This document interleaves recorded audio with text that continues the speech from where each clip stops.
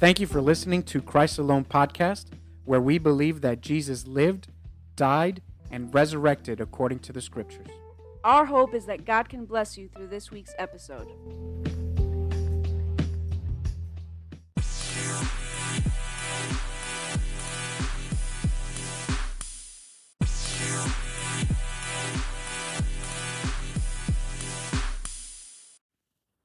All right, welcome back. You're listening to Angie and Stevens podcast. Christ Alone. Christ Alone podcast. All right, God bless everybody. Thank you for joining us. Sorry we missed last week. I took a mini vacation, and it was phenomenal. I thank God that He took us there safely. He brought us back, and now we're here. So, wow.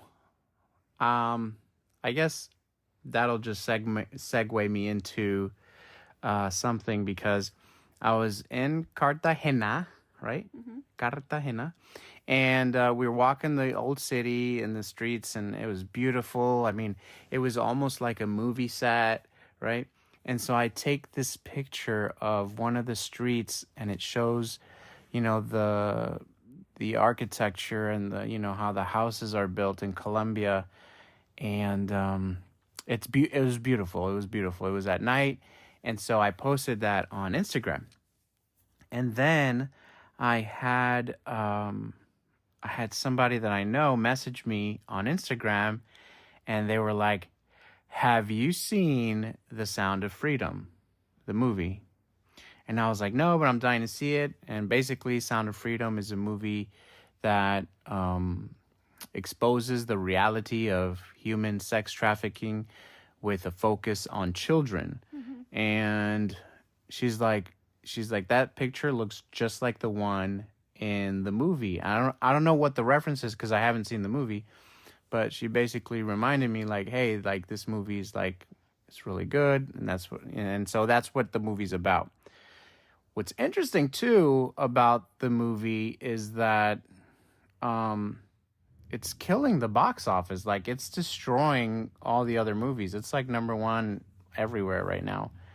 And something else that's interesting is that at first I'm like, all right, people are just trying to like overhype this or something like that, because I saw this video of this group of ladies that went to see the movie, and they had pre-purchase tickets, and they went, and then they're like, "Oh, here's your money back. You can't watch the movie." And she couldn't understand why, and it was something to do with the AC not working in that particular theater where that specific movie was playing. And I, as a Christian, I like to kind of take a seat back and watch everybody and watch things and see as they progress, and kind of just analyze, and not, because it's very easy for us to fall into sensationalizing things, right? Right. And I don't want to be a part of that. I think I've fallen into that before, and I don't want to be a part of that. And so... And what do you mean by sensationalizing things? So, like, for example, like this movie, for example, like, these ladies did a video of saying that, that it must be, the industry trying to, like, they're up to something, not wanting to let us watch this movie. And, as a sensationalist, you immediately want to share that video and say, they're not letting people, like, just taking their word for it, right. Like, not knowing if that's Facts. The truth of the matter. And so, it's easy to fall into that, because, if, for example, we talk a lot about end time stuff on here, and, which we might touch on. So, like, there's this big Agenda 2030 that most people are aware of now. And we know that it's a whole thing that they're trying to, like, globalize everything, government, currency, the economy, everything. And so, as a sensationalist, it's very easy to say, this is, I don't know, Donald Trump is the Antichrist, or Obama is the Antichrist, or this person is the Antichrist, or, just start yapping, right, without actually knowing. And so that is what basically what a sensationalist is or does, or one of the things that a sensationalist does. So I'm very careful with doing stuff like that. But it's been over a week now, and again, this could be. Now, I don't believe in coincidences, and it's just something that I don't believe in, especially when Hebrew does the Hebrew language doesn't even have a word for coincidence, which is very telling also. Is that a coincidence? Yeah. So yeah, but now over a week now, the movie's been out, and there's multiple accounts of people saying the same thing, or along the lines of the same thing, like, oh, they won't let us watch the movie, or the movie has trouble playing, and they try to refund the money to everybody. And there's been occasions now where people are in the theaters, it's a packed theater, and they're like, oh, we're gonna give you your money back. Mind you, people are already sitting down with their popcorn, their candy, their everything, and they're like, oh, we're gonna give you a refund. And people are like, no, we're not leaving until you fix this movie. Right. And for some reason, this is the only movie where the AC stops working. That's interesting. That's crazy, right? And so again, now, okay, so I don't believe in coincidences. I also don't believe that there's a plot to, at this level, to try to stop the movie. To try to stop the movie in terms of, let's deactivate the AC in this particular theater. I don't believe there's a plot. At least not in the physical sense, in the natural sense. There's no plot for that. It brings me back to the verse that, that we're told in the Bible, that we don't wrestle against flesh and blood, right? But against principalities and so on. And so, I do have no doubt that, in one way or another, Satan is behind this. Right. I'm not saying that people that are doing this are doing it deliberately, or that they are satanic or anything like that. The same way that God can use somebody without them knowing that God is using them is the same way that, I believe that Satan can influence people, right? Right. And so I think that these people are, unknowingly, because they don't have God's protection, they don't have relationship with God, they're being used by God in one way or another. I do believe that, Satan is maybe, in a way, trying to mess with things. This is also, remember, we don't serve a God of confusion. And so, Satan is always trying to interfere with the order of things. And so he creates chaos, he creates confusion. And, I believe that in one way or another, this is all part of that. Right.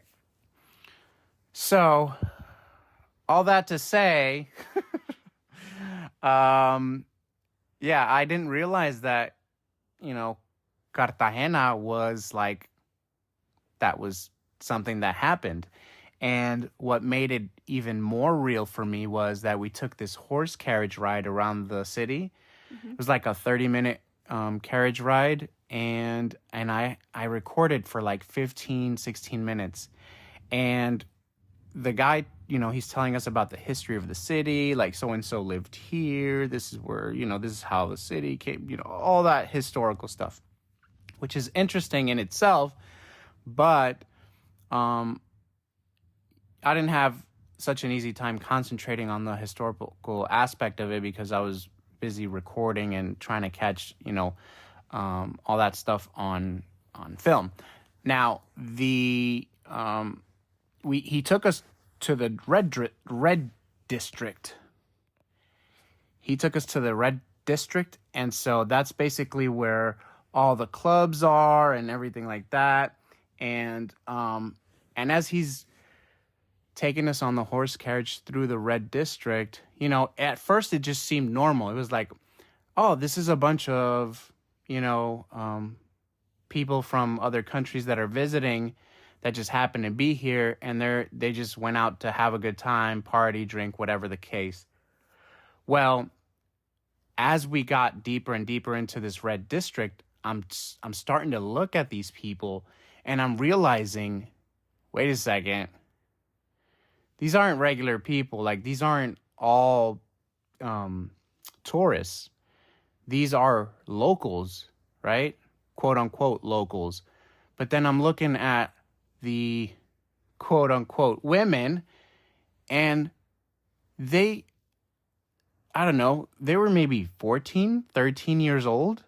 Right. And then my wife's aunt was like, "Oh no, this is like this is the prostitution area. Like this is what's happening right now. Oh, wow. What you're looking at."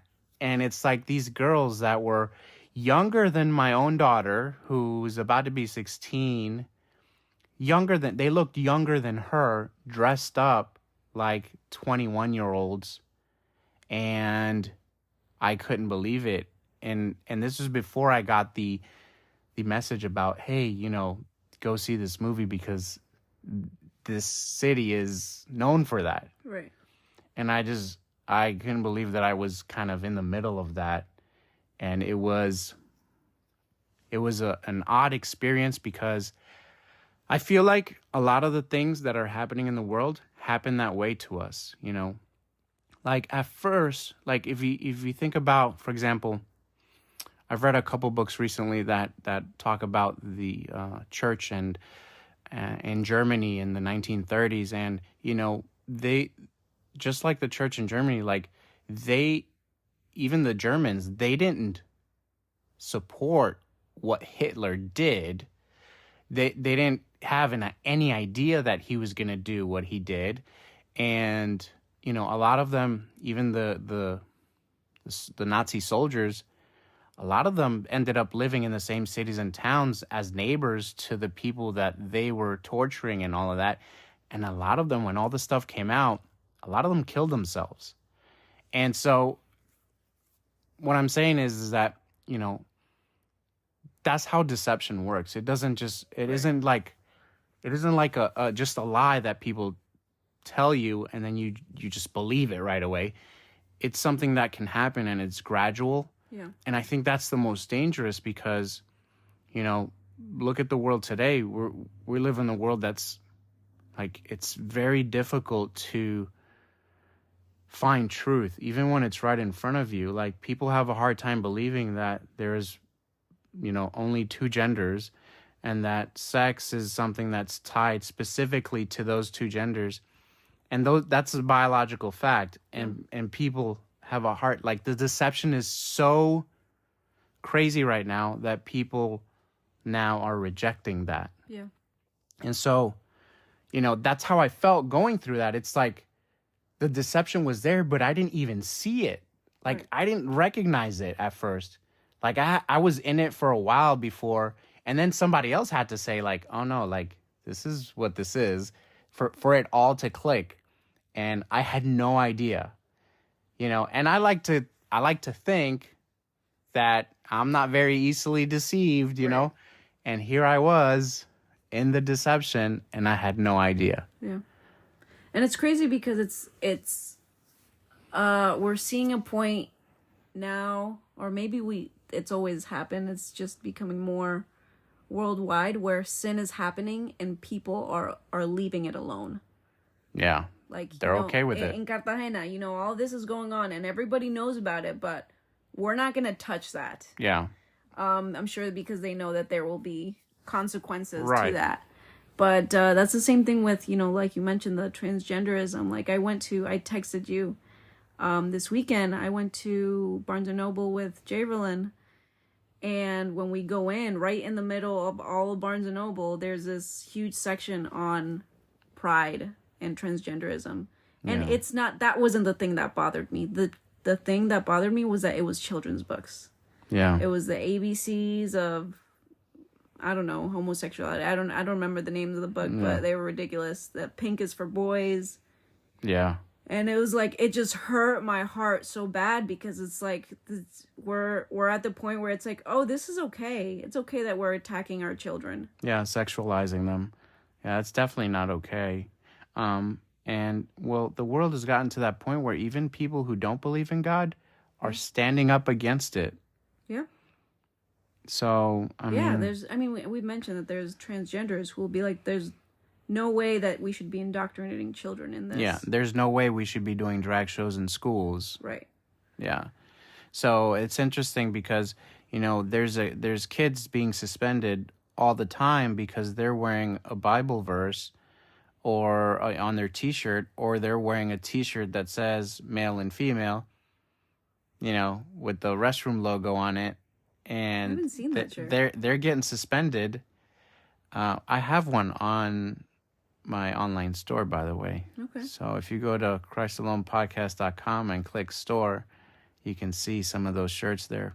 But yeah, so these kids are getting suspended for that, but somebody could go and dance half naked in front of them, and that's okay. Yeah. Like, there's actually taxpayer money going into paying for these groups to go in and do, expose these kids and sexualizing them. That's not okay. I just saw a picture recently of, I think it was Charlize Theron, and as an actress, she's phenomenal.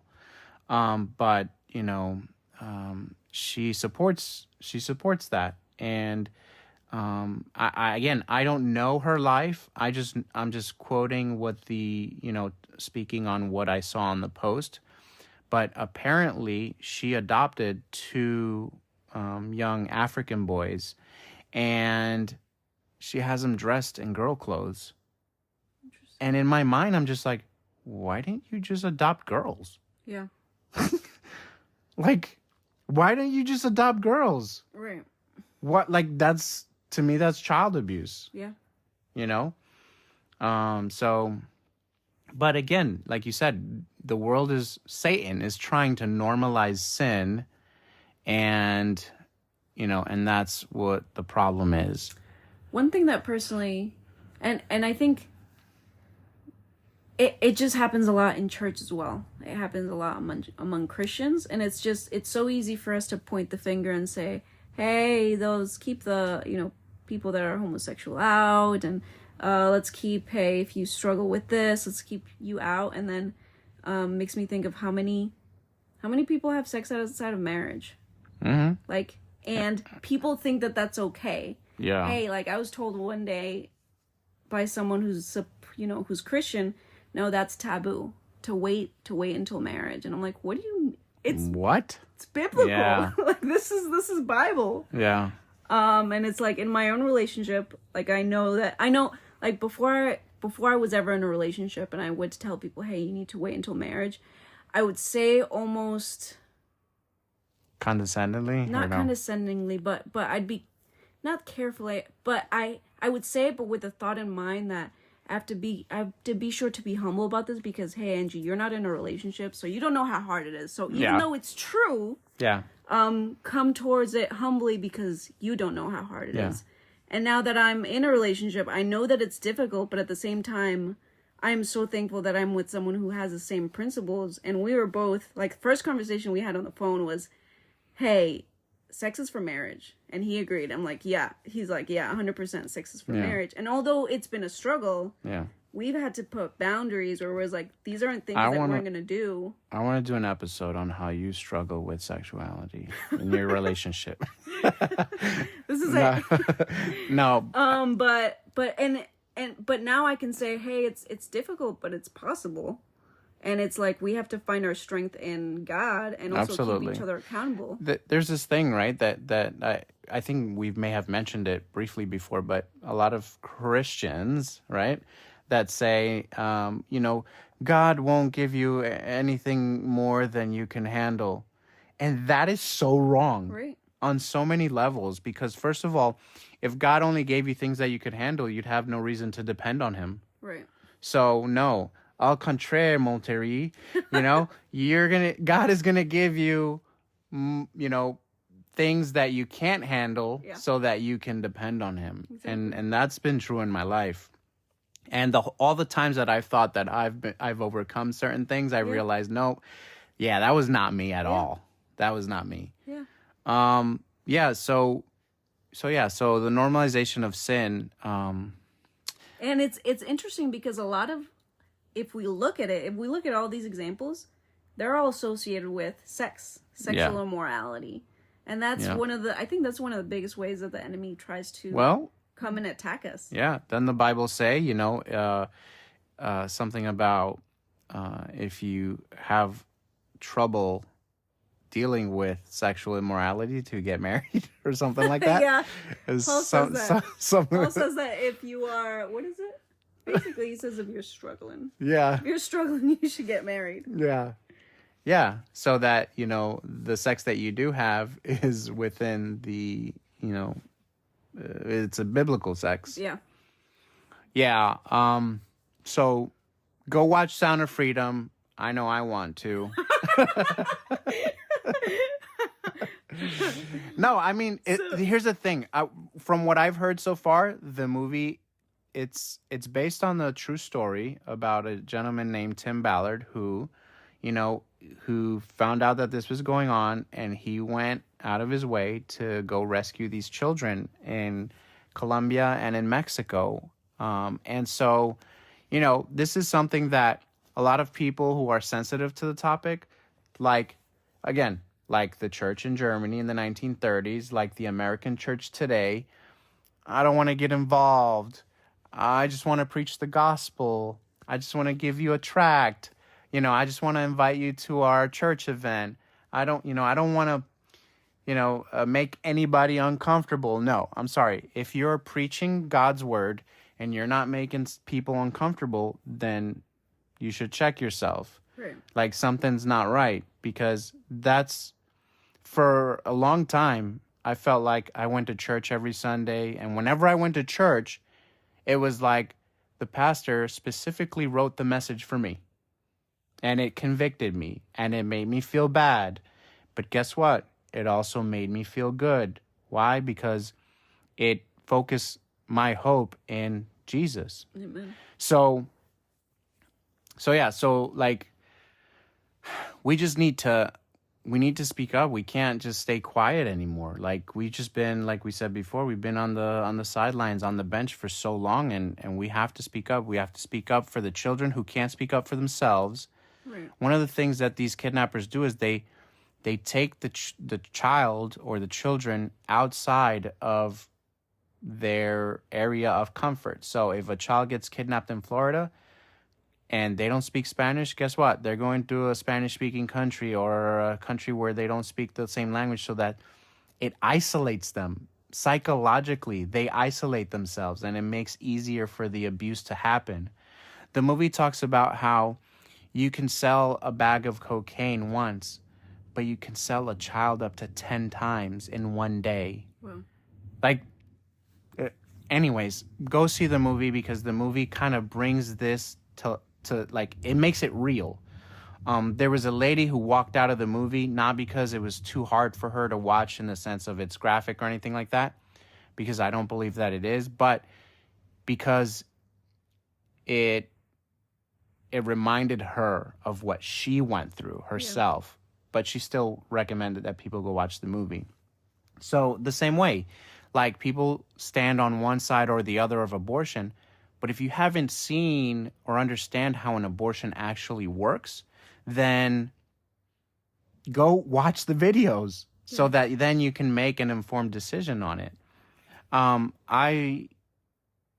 always said that for a Christian who supports one of these subject matters that is anti-biblical, the Christian either doesn't understand Christianity, doesn't just understand the subject matter, abortion, transgenderism, whatever the case, or doesn't understand both.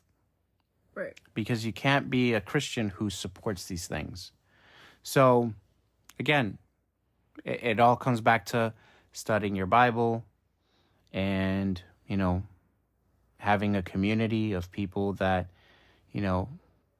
that you can encourage each other with, that you can disciple each other and get closer to God, because, man, I don't see how much longer the world can last before Jesus comes back for us. Yeah. At the rate that things are going. Like, I know we've been saying this for the last 3 or 4 years, but man, each time it's like you don't think that there could be something else, and there is. Yeah. And maybe we can just touch on this before we close the episode, but hello, I just saw a 3-hour conference on Yeah.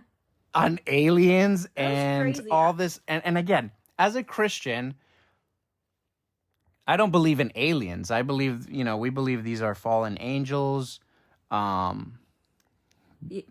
I saw a good amount of that as well, and it was crazy hearing the testimonies of people, people in the military, and they're like, they spoke with, I want to say they spoke with conviction. Yeah. About, moments where they've seen what they believe was a spaceship or an alien of some sort. And it's and what crazy. It's done to their families too, right? There's a couple of testimonies in there where it's like, listen, this ruined my family's life, and so many weird things, right? And the best way that I could explain it to somebody is to say that in this 3-hour conference, they basically confirmed, if any of you are familiar with Star Trek, that science fiction TV show and movies that have been around since the 70s, competing with Star Wars. And I say Star Trek because Star Trek is like DC, and Star Wars is more like Marvel. Like when you watch Star Wars, it's fantasy, it's fake, that could never happen. When you watch Star Trek, even though that's still science fiction, it's a bit more believable. Yeah. There's more realism to the way that they portray that show. So they basically came out and said, the stuff you saw in Star Trek, it's a reality. It's real. It's here. Right. So they just briefly, they talked about, that they have the capability to communicate at faster than light speeds. And they have, fleets of vehicles that can move at that speed. And I don't know. It's crazy. And they're like, we have the evidence, we've submitted it to Congress, and then there's people that, that have to pay for certain things that have happened, for the last 70 years. They talked about mastering the gravitational technology. They've mastered it since 1954. Like, they have evidence, and they're just out there. And some of these people, you could see that, like, they don't want to say anything, but they feel an obligation to say something. Right. And a lot of the people that are speaking now, they're doing it because the non-disclosure acts have expired.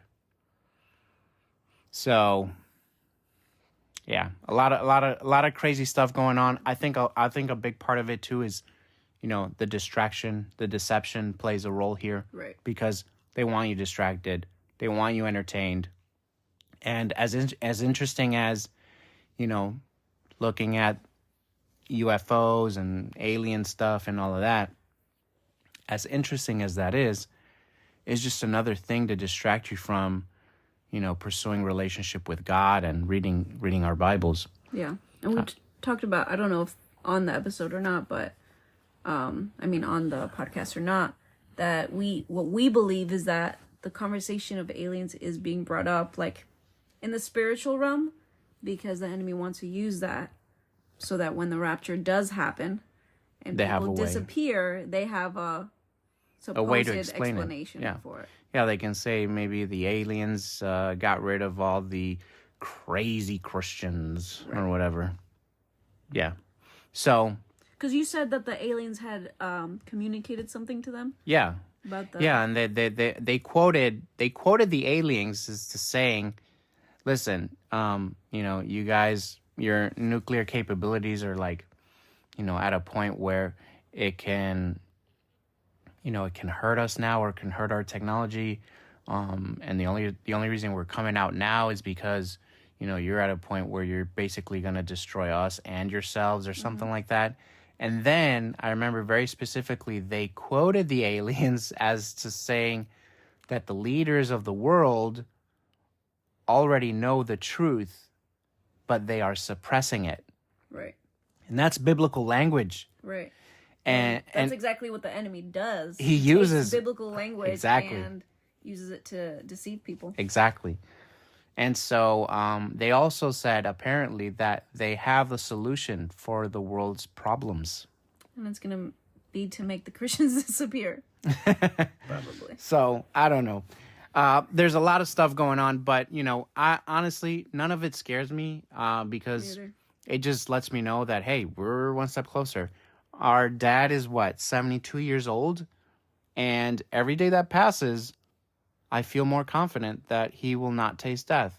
Right. Like, I feel Jesus is going to come any second now. So, with that, we'll end. And we want to just encourage everybody that what you want to do is you want to plan for the next, depending on how old you are, you want to plan for the next 30 to 50 years, but you want to live like if Jesus is coming back in the next 30 to 50 seconds. Mm-hmm. So, yeah, that's it. So go watch Sound of Freedom. And we'll have to watch it too. And we'll have to watch it too. No, go watch it, support it. Mel Gibson is supposed to drop a documentary also about sex trafficking and children and the implications that Hollywood has with that. So, yeah, okay. I think he's just waiting for the whole movie hype to pass before he launches his documentary. But where will it come out? Do you know? I don't know. I have no idea. Probably in the theaters. Same thing if he can, do that. Okay. But you know how it is. Yeah. People that live in that darkness, they want to keep the darkness hidden. Right. Though they've been hiding in plain sight now for a long time. So, right. Yeah. All right, guys. Well, you guys can find us at ChristAlonePodcast.com. All of our handles are Christ Alone Podcast, except for Twitter, which is Christ Alone Pod, and our number is 407-796-2881. Feel free to call or text. Shoot us your questions, suggestions, prayer requests. We are here. Don't forget to go to applepodcast.com and write us a review. If you purchase one of our merch, some of our merch, make sure you post it and tag us. And that's it. God bless. And if we don't see you next week, we'll see you in the clouds.